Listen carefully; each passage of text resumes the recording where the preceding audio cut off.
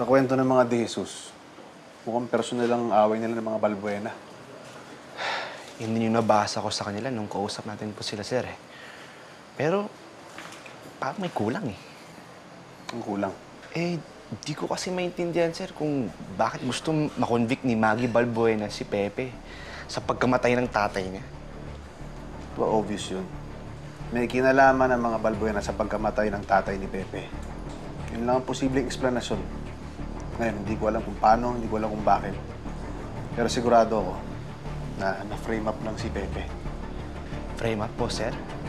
So, ibig sabihin ay meron silang tinatakpan na ibang krimen.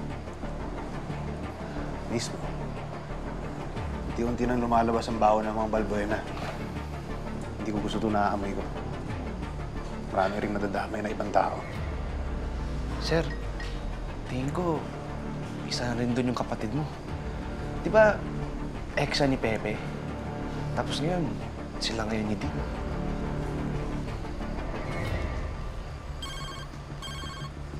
Sorry. Hello? Kuya, pwede mo ba akong i-meet sa ospital?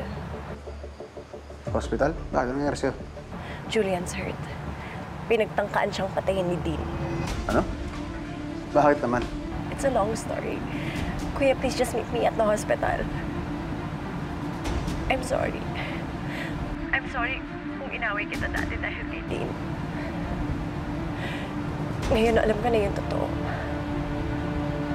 Na masamang tao si Dean. Okay.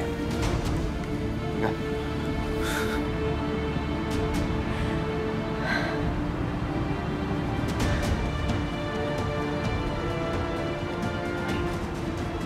Huwag mo na lang yung ulit. Kailangan hindi gumalaw. Huwag mo yung dalawa dun? Eh kung magsabong yun. Talaga puro ka biro. Seryoso na nga yung sitwasyon eh. Biro ba yung totoo? Eh di ba dalawa sila may gusto sa'yo? Pamalay ko. Eh tol, pero...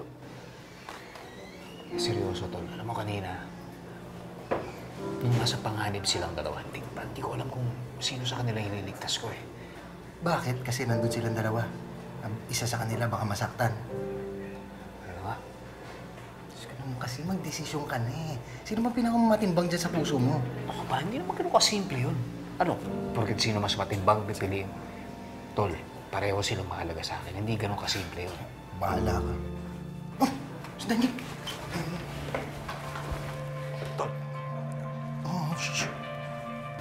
Oh, miss, you come here often? Ay, sir. Natural. Ano ba to? Hospital to, di ba? Nurse, si Sari. Sa ER box. Thank you.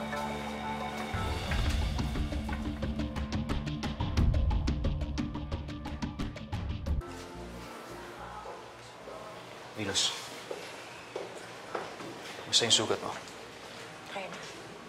Umuwi ka na kaya muna at magpahinga. Eh, paano ka?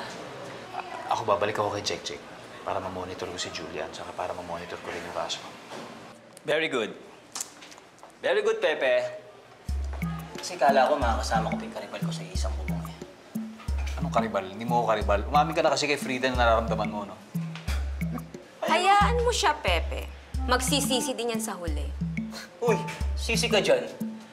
Never ako magsisisi dahil hindi naman kita gusto. Sige, lokohin mo pa sarili mo. Buti pa itong mga to. May mga love life. Bakit ba ako napapaligiran may love life? Don't be a stranger, Pepe.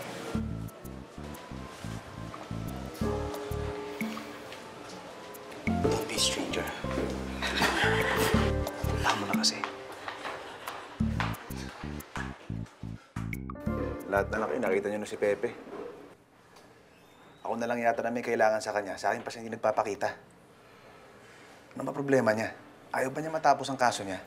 Yun naman ang gusto niya, Kuya. But can you really guarantee his safety? Can you protect him from Dean? Pagbabayaran ni din lahat ng ginawa niyang kasamaan. Lalong-lalo na sa'yo.